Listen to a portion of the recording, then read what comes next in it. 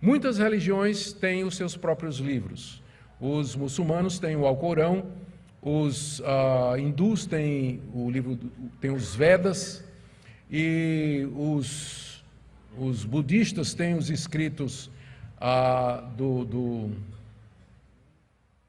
me foge o nome, de Buda. Você vê como a idade está chegando, né? O budismo só pode ser Buda, né? Augustus, óbvio, né? Tem os escritos de Buda e assim por diante. Mas nós cremos que nenhum desses livros ele contém a revelação verdadeira a respeito de Deus. Nós respeitamos, porque respeitamos as outras religiões, eles são considerados livros religiosos, mas para nós Deus só se revelou exclusivamente nesses 66 livros que compõem a Bíblia, a palavra de Deus. Mas há uma história muito grande e longa para que a Bíblia pudesse chegar até você, que está sentado aí com esses 66 livros confortavelmente descansando no seu joelho ou no seu celular. Há uma longa história e muito complicada. Eu vou tentar aqui resumir então como é que a Bíblia foi formada, por que 66 e por que esses, e por que a Bíblia católica é diferente da protestante e assim por diante. Então vamos ver a formação da Bíblia. Nós temos, primeiro, que nos conscientizar de que não havia só 66 livros na época em que a Bíblia alcançou essa forma definitiva. Muitos livros sobre a história e personagens do Antigo Testamento e muitos livros sobre Cristo e seus apóstolos foram escritos 250 anos antes de Cristo e até 250 anos depois de Cristo. Então, num período de 500 anos, muita literatura religiosa foi produzida pelos judeus e pelos cristãos.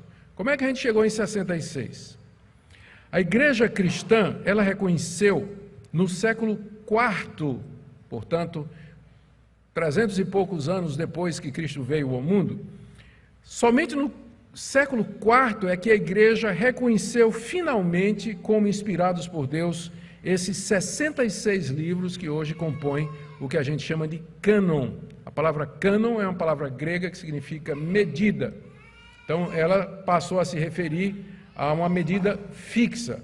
Então quando a gente fala do cânon da Bíblia, a gente está se referindo a 66 livros que compõem essa Bíblia. O cânon do Antigo Testamento são os 36 livros, o cânon do Novo são os 27 livros, o cânon da Bíblia são os 66.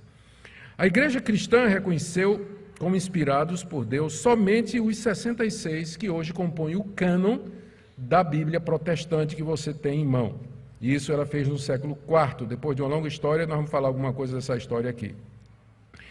A igreja, a essa altura, ela rejeitou livros escritos antes de Cristo em grego, como os judeus também fizeram. O que aconteceu?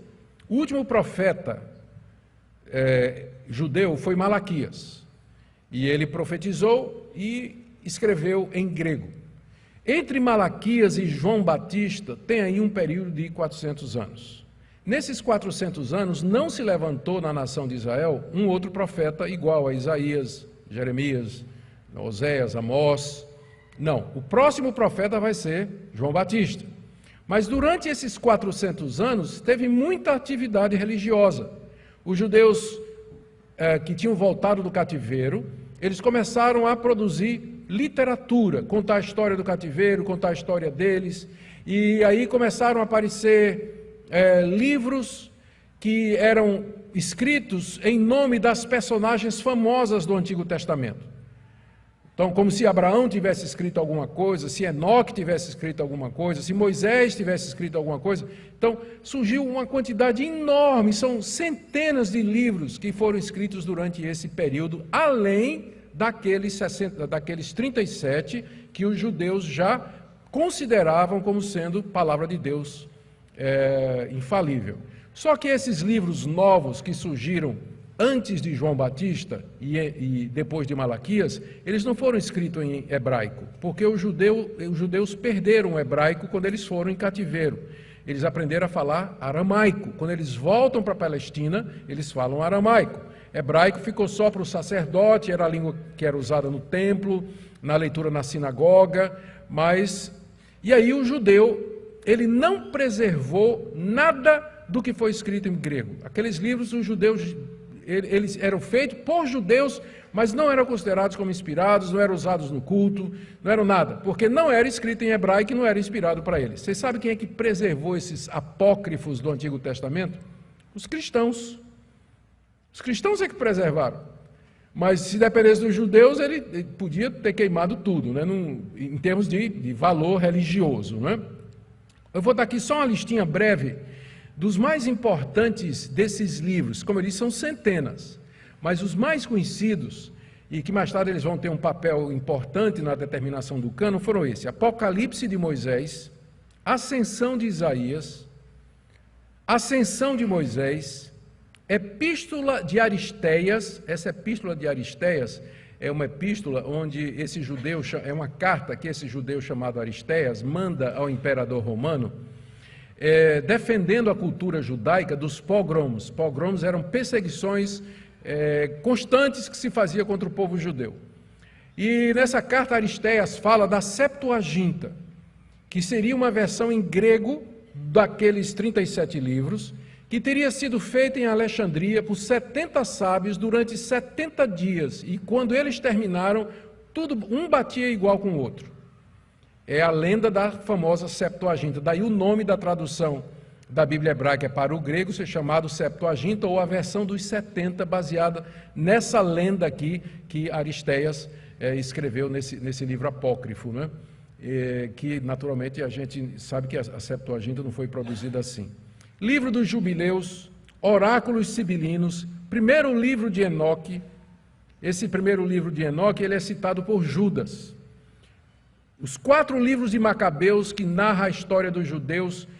Os Macabeus foi um grupo de judeus que se revoltou contra a dominação estrangeira em Israel e provocaram a famosa Guerra dos Macabeus, que durante um tempo conseguiu a liberdade para os judeus, para ser sufocado de novo por outra potência, se alternava às potências que dominavam a nação de Israel. É uma história muito interessante e é uma das fontes primárias para a gente saber o que é que aconteceu naqueles 400 anos de silêncio entre Malaquias e João Batista.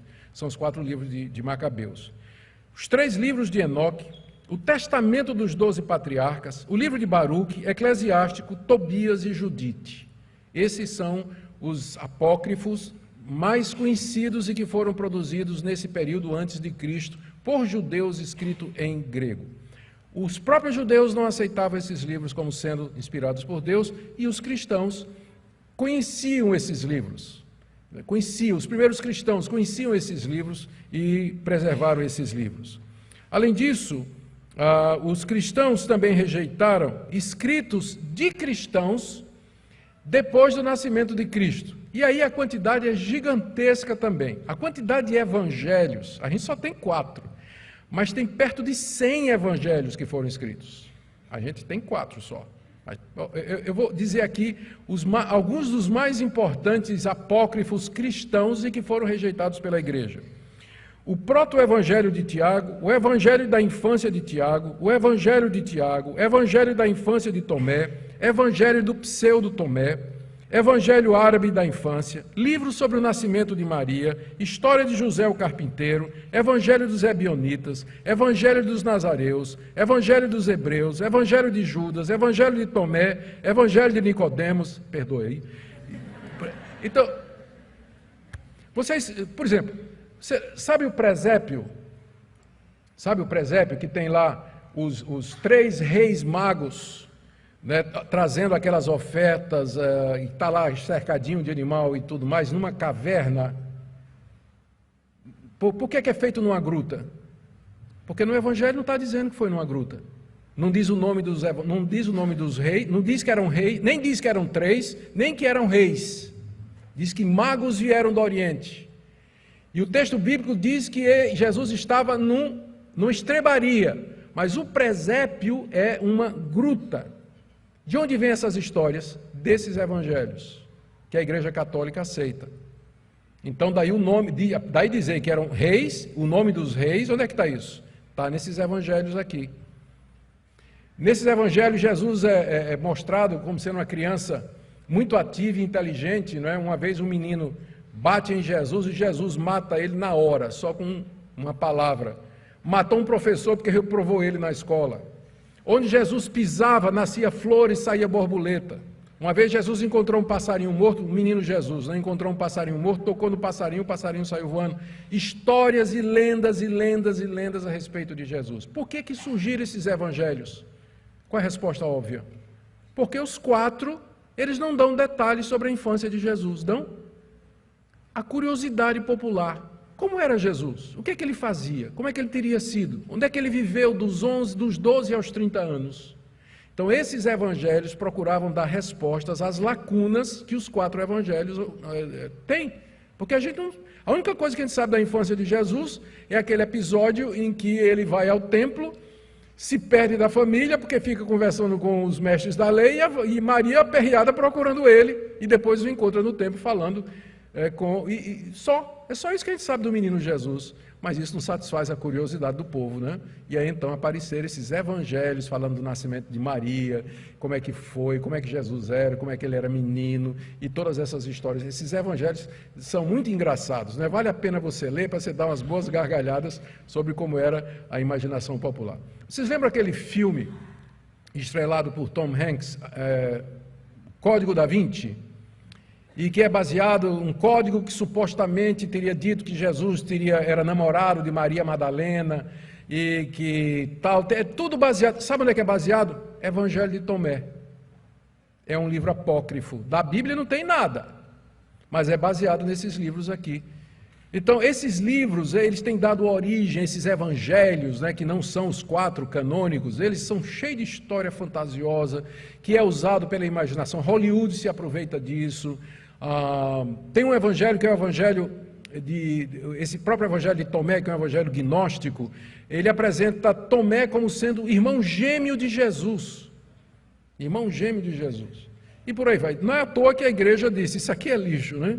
Isso aqui não vale, nós não queremos esse tipo de coisa. Isso aí é os evangelhos. Aí tem Atos de Pedro, e aí vem Atos de todos os Atos de Judas, Atos de Mateus, Atos de Bartolomeu. Então, tudo quanto é de apóstolo tem um livro de Atos referente. E é desses livros que às vezes se tira, que se recupera alguma coisa da história dos apóstolos, né? O que é que os apóstolos fizeram? Então, às vezes, vem essas histórias fantásticas a respeito dos apóstolos, por exemplo, que Pedro morreu crucificado de cabeça para baixo. Onde é que está isso na Bíblia? Não está? Que João morreu queimado numa caldeira de azeite fervendo. Onde é que está isso? Está nesses apócrifos, que são coisas, né, que são passados para a igreja, né, que a igreja vem absorvendo. Aí carta de Barnabé, aí tem carta de Clemente, carta de Inácio, pastor de Hermas, testamento de Jesus, Apocalipse de Pedro, Apocalipse de Estevão. A quantidade de livros é muito grande, é muito grande. Por que então os 27 do Novo Testamento? Primeiro a gente tem que lembrar que a igreja, ela não determinou, assim, dizendo, esse livro é inspirado e esse não. Como se a igreja tivesse autoridade para fazer isso. Tinha critérios, a igreja reconheceu no meio de toda aquela literatura quais eram realmente os livros confiáveis e que vieram da parte de Deus. E havia pelo menos 3 critérios que eram usados para isso. Primeiro, apostolicidade. O livro teria que ter sido escrito por um apóstolo de Jesus Cristo ou por alguém chegado a um apóstolo. Apostolicidade. E aí então, já deixou de fora aí quase tudo. Porque genuinamente escrito pelos apóstolos, a gente tem Mateus, nós temos João, nós temos as cartas de Paulo, nós temos a carta de Tiago, que não era apóstolo, mas era do círculo apostólico, nós temos as cartas de Pedro, o Apocalipse escrito pelo apóstolo João, as 3 cartas de João, Lucas era companheiro de Paulo e Pedro, e Marcos era companheiro de Pedro. Então, e o livro de Hebreus, na época, considerava-se que ele foi escrito pelo apóstolo Paulo. Então, todos esses livros do Novo Testamento, eles estão ligados a um apóstolo de Jesus Cristo ou alguém próximo a um apóstolo. Esses outros a gente chama de pseudepígrafo, ou seja, é um livro que se apresenta como tendo sido escrito por alguém, quando na verdade não foi. Seria mais ou menos do tipo assim, Você está escrevendo uma carta que você quer que as pessoas aceitem a verdade e você quer mandar para tal igreja, e se você assinar seu nome, ninguém sabe quem você é. Aí você assina, Edir Macedo. Uma carta de Edir Macedo, né? Tal, né? Realmente muito importante e tal. Então, é um pseudepígrafo. As pessoas escreviam as suas cartas e assinavam como sendo Paulo, como sendo Pedro, como sendo Mateus, como sendo Barnabé, o companheiro de Paulo, para poder dar autoridade, credibilidade ao que eles estavam escrevendo. São falsas, né? É fake. E é o que a gente chama de pseudepígrafo. Pseudepígrafo. É chamado de apócrifo. A palavra apócrifo é uma palavra grega que significa oculto, escondido, porque a gente não sabe nem quem é o autor e o propósito realmente é nefasto, né? É um propósito oculto, não revela exatamente o que quer a princípio, mas quer enganar as pessoas. Então, apócrifos e pseudepígrafos, eles foram todos rejeitados pela igreja com base no critério da apostolicidade. O segundo critério é que o escrito ele tinha que concordar com o ensino dos apóstolos. Então, pelo menos até o final do século I, a tradição oral que preservou o que os apóstolos tinham ensinado e o que Jesus tinha ensinado ainda era muito forte.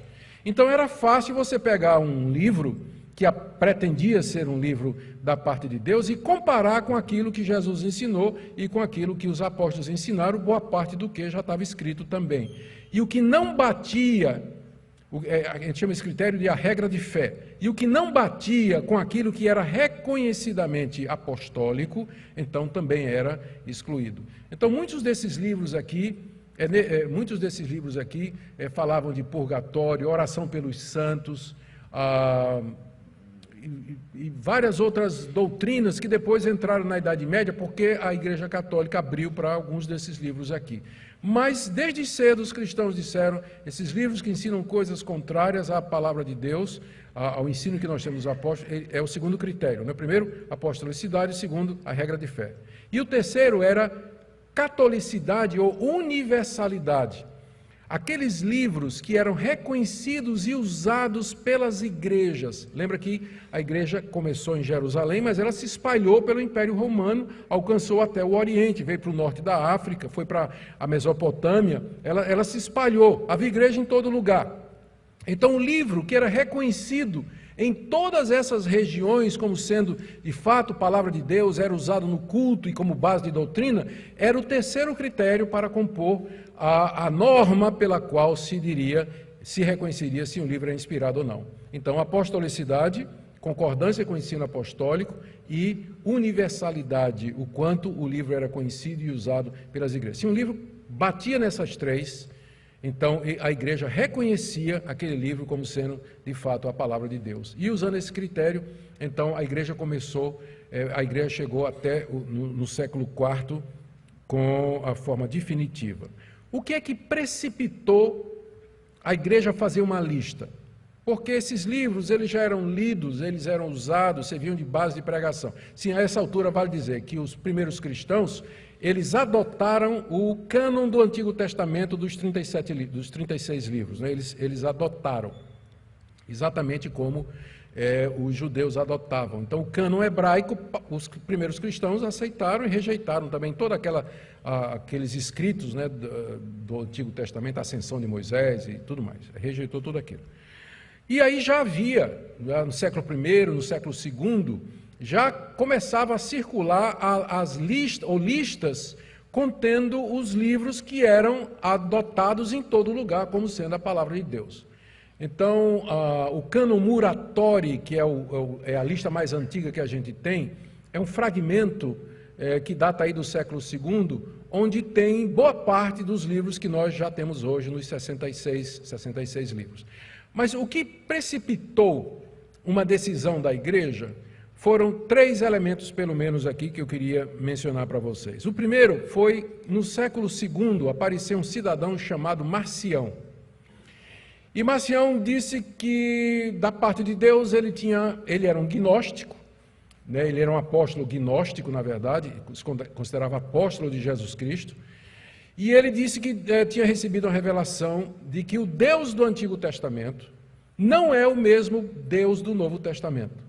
que o Deus do Antigo Testamento não é o Pai do nosso Senhor Jesus Cristo, mas o Deus do Antigo Testamento é um demiurgo, um Deus mau, um Deus que manda matar mulher, criança, que manda fazer guerra, que quer sangue, enquanto que Jesus Cristo era amoroso, era compreensível, era bondoso, atendia todas as pessoas. Então, na verdade, não existe um só Deus, tem o demiurgo e o verdadeiro Deus, que é o Pai de nosso Senhor Jesus Cristo. Portanto,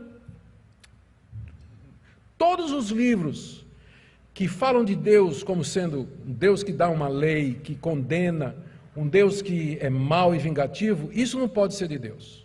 Então, ele criou o seu próprio cânon, onde tinha somente um evangelho, o evangelho de João, algumas poucas cartas de Paulo, e o resto, ele disse, é tudo falso.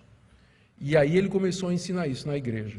E aí os cristãos dizem, mas peraí, nós temos então que definir, né? Porque o Marcião foi o primeiro a tentar fazer um cânon, e ele começou a fazer isso de maneira errada, né? Começou a fazer isso de maneira errada. A essa altura, mais ou menos, eu não sei precisar a data, mas eu creio que é um pouco depois, aparece um cidadão chamado Montano, dizendo que estava recebendo da parte de Deus dons de revelação. Ele tinha duas profetisas, Maximila e Priscila, e ele dizia assim, que quando o Espírito Santo vem sobre elas, é como se Deus estivesse dedilhando a harpa e produzindo sons e profecia. E tudo que essas profetisas e o Montano dizia, era tão inspirado como os apóstolos. Isso aí, então, forçou a igreja a dizer, então, peraí, o que é inspirado e o que é que não é? Mais um elemento que obrigou a igreja a fazer uma definição. E aí, o terceiro elemento, já falei de Montano, né? Falei de Marcião, e o terceiro elemento foi a multiplicidade dos escritos. Começaram a aparecer esses escritos apócrifos e tudo mais. Em outras palavras, a igreja pós-apostólica, os pais da igreja que vieram depois dos apóstolos, eles tinham que tomar uma decisão, porque estava havendo a maior confusão, com o cânon de Marcião, com a ideia de revelação continuada de Montano, com o surgimento dos livros apócrifos. Então, o que é realmente palavra de Deus? O que é que as igrejas têm que aceitar? E aí, depois de muitos concílios, muita discussão, no século IV, então, a igreja finalmente fecha o cânon nos 66 livros que nós temos hoje. Mas não foi sem critério, não é? E você pergunta, e aí você vê a providência de Deus. Deus não somente inspirou esses livros, mas através da sua providência, ele leva a igreja, mesmo que através de um processo doloroso e longo, a reconhecer quais são esses livros. E tem mais ainda um terceiro milagre, que é a preservação desses livros. O cânon bíblico são os livros mais bem atestados de todo o mundo. Só do Novo Testamento nós temos mais de 5.000 manuscritos, fragmentos, pedaços de textos, pedaços de barro onde gravaram textos, lecionários, cartas que reproduzem versículos bíblicos, que nos ajudam a compor os originais com mais de 90%, chegando perto de 100% de certeza. No Antigo Testamento nós também temos centenas e centenas de manuscritos, datando. A descoberta mais recente foi os manuscritos do Mar Morto, que foram escritos mais ou menos no período de Cristo Jesus, por uma seita de essênios que moravam numa região chamada de Qumran, ao lado do Mar Morto. Eu não sei se a gente vai visitar na visita que vai fazer. Vai fazer? Só fazer propaganda da nossa... Não devia fazer, que vai deixar a gente com raiva, que já está fechado, né, Paulo? Ô, pastor. Então, mas nós vamos passar lá por Qumran e ver lá o lugar onde ficou guardado esses manuscritos datando da época de Cristo, contendo textos de Isaías, de Abacuque e de vários outros livros do Antigo Testamento, exatamente como nós temos hoje. Então, não existe um livro mais bem atestado arqueologicamente, manuscritologicamente, do que os livros da Bíblia. Você pega, por exemplo, Homero, Sócrates, Platão, esses grandes nomes da antiguidade, o que é que a gente tem deles? A gente tem reprodução do que ele falou nos escritos de outras pessoas, em documentos assim muito longe demais da época em que eles viveram. Então, e ainda tem gente que vem querer nos criticar, não é? E querer lançar suspeita a respeito da palavra de Deus.